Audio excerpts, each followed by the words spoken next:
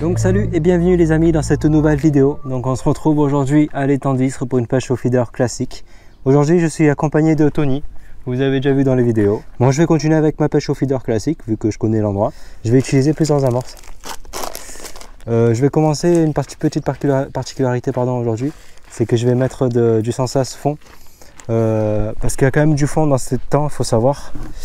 Donc je vais essayer de faire tenir l'amorce au fond sans qu'il travaille trop, parce que l'attractive feeder que j'ai l'habitude d'utiliser en fait est une amorce qui travaille beaucoup, qui libère beaucoup de particules. Le fond va compenser et amener justement ces particules là au fond et non pas dans la couche d'eau. Et je vais ajouter un peu de ce qui me reste de brème et gros poissons, voilà, pour ajouter un peu plus de grosses particules dans l'amorce. Allez, c'est parti pour le mouillage. Aujourd'hui j'ai tout mouillé à la main, j'ai pas pris la perceuse, donc ça marche aussi au feeder, on ne mélange pas une grande quantité d'amorce. Alors au niveau du fond, je vais mettre la moitié du paquet. Voilà. On va faire moitié-moitié. Moitié fond, moitié attractive.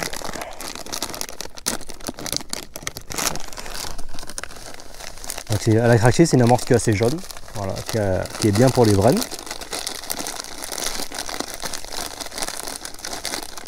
Voilà, moitié fond, moitié attractive. Et il doit y avoir un tiers de brème et gros poisson, voilà, pour les grosses particules. Donc ce qui me fait 1,5 kg d'amorce, c'est pas énorme. Ça permet pour une bonne journée de pêche au feeder, c'est assez suffisant. Vu que je vais pêcher aujourd'hui à une canne en plus. Canne de taille, avec des cages de taille médium. Donc médium, vous allez voir après, ça sera des petites cages. J'ai quand même des grosses cages pour amorcer, donc j'ai une canne un peu plus puissante à côté pour amorcer. J'ai des grosses cages de Preston que vous allez voir également. Donc je pense qu'au niveau de l'amorçage, je vais peut-être faire passer 300 grammes dès le début. Et tout le reste, je vais amorcer à coup de rappel au fur et à mesure de la session. Je vais vous montrer après tout ça le montage. Là je vais m'occuper de mouiller l'amorce et on se retrouve après sur la station.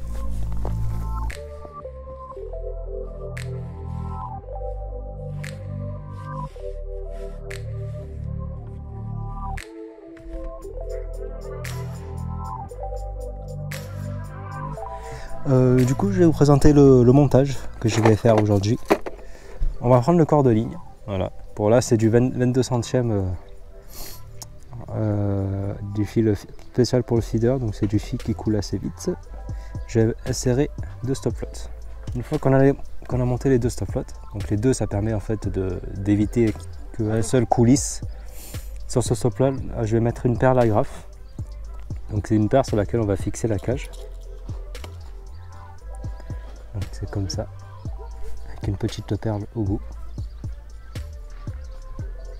Juste avant de faire la torsade, je vais insérer un autre stop flotte. Celui-là, en fait, il va permettre d'amortir les chocs sur le nœud de la torsade.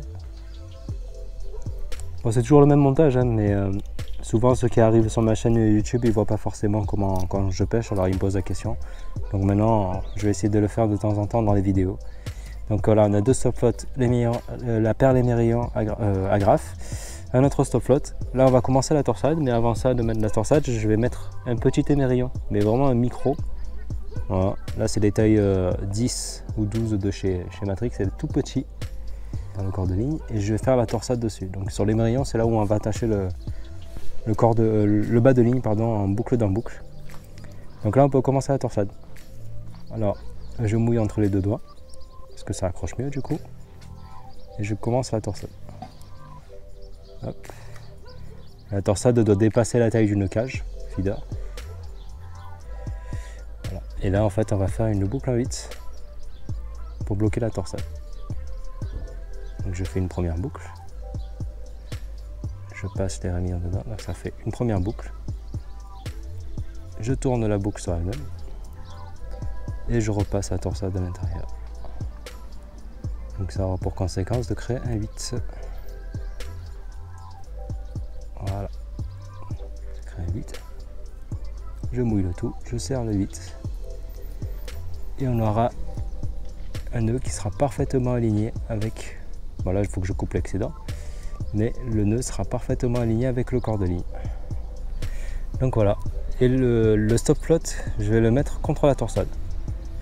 Donc pour rappel le montage, nous avons deux stop flottes, une perle émerillon à graphe qui va coulisser sur le corps de ligne, un autre stop flotte et une torsade ici de entre 12 et 15 cm. Comme ça je peux mettre carrément la cage comme ça. Ça c'est une cage d'amorçage qui est assez légère quand même, mais l'amorce va être lourde, donc comme ça fera la taille pour cette cage là. Voilà. Donc pourquoi? Parce que là en fait c'est la canne puissante pour amorcer, puis je vais faire exactement le même montage avec une plus petite torsade dessus pour la plus petite canne. Voilà. Il me restera sur ce montage là à mettre le bas de ligne ici et la cage, et puis c'est bon. Voilà.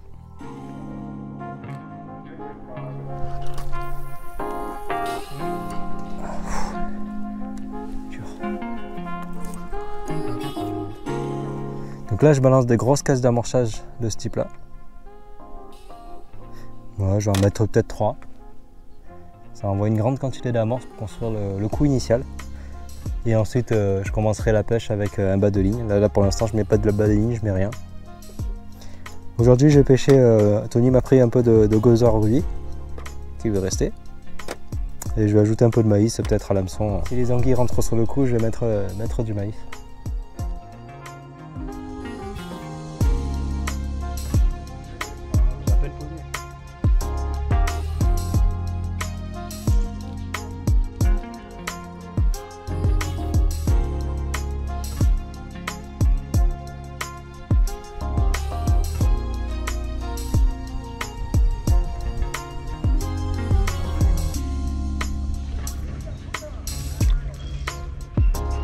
Et je veux pas que ce soit une anguille. Hein.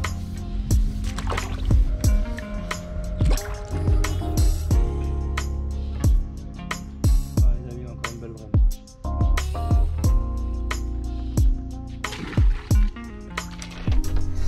Donc voilà, j'ai un bas de ligne de 60 à peu près. Et à l'hameçon, je mets un maïs avec un petit gozeur. Il est un peu fatigué les gozers, mais bon, ça fait l'affaire.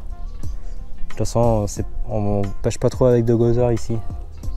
Parce que plus on envoie de viande, c'est-à-dire des gozers, terreaux, tout ça, on a plus de chances d'amener les anguilles sur le coup. Donc essentiellement aujourd'hui, on va essayer de faire avec du maïs.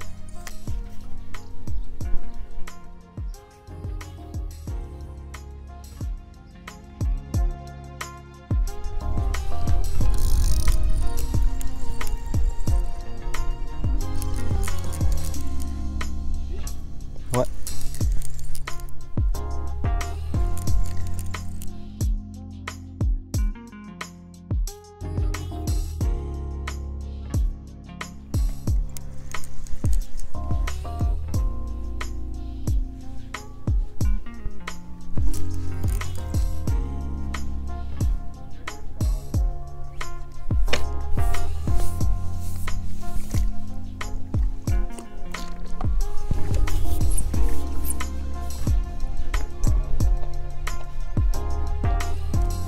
Ah, un beau poisson.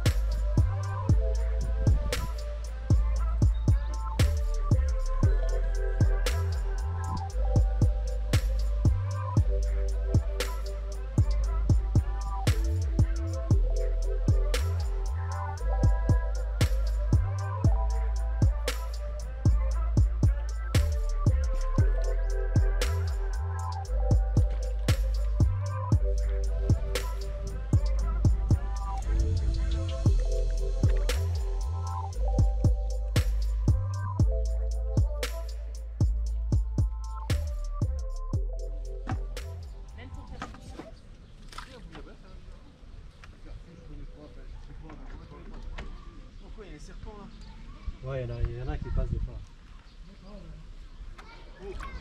Je vais renvoyer une cage avec un peu de maïs à l'intérieur. Voilà, j'ai mis du maïs à l'intérieur et j'ai fait 2 bouchons d'amorce. Miam miam.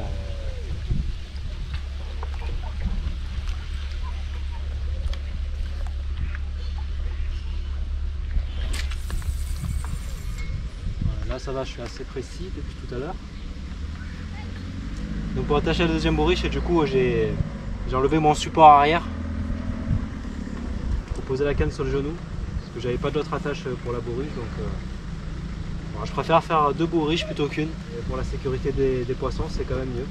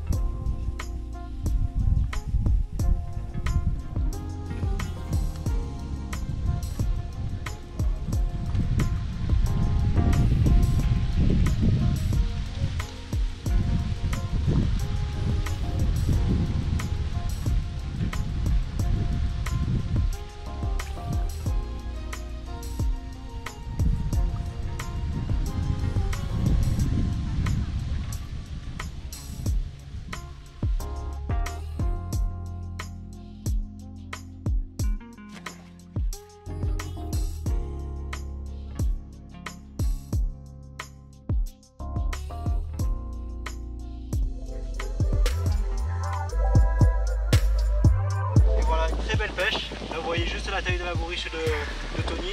Il a fusionné ces 2 bourriches juste pour vous montrer. On va les relâcher de suite pour la santé des poissons. Et puis après on va faire tour par tour et je vous présenterai les bourriches.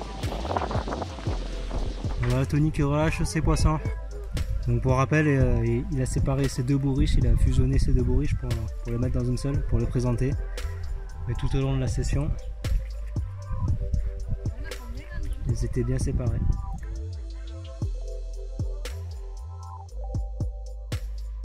Voilà pour présenter un peu le type de poisson qu'on a eu aujourd'hui. On a fait une pêche d'enfer, franchement grave.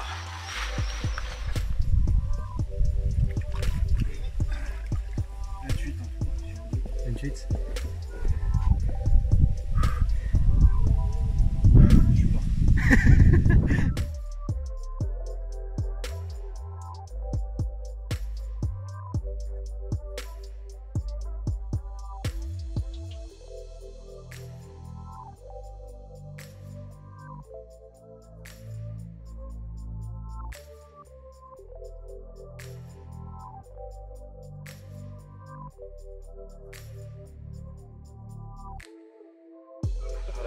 En fait, voilà, nous pour vous expliquer, on était en confinement et du coup, en fait, là, on se retrouve en quelque sorte et ça fait plaisir de se retrouver un peu au bord de l'eau et de profiter de ces bons moments.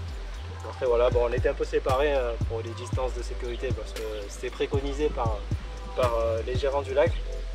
Mais bon, on a quand même passé un très bon moment, on pouvait se voir, on pouvait se parler entre nous, donc c'était nickel. Ciao les amis, merci d'avoir suivi cette vidéo, à bientôt. Ciao.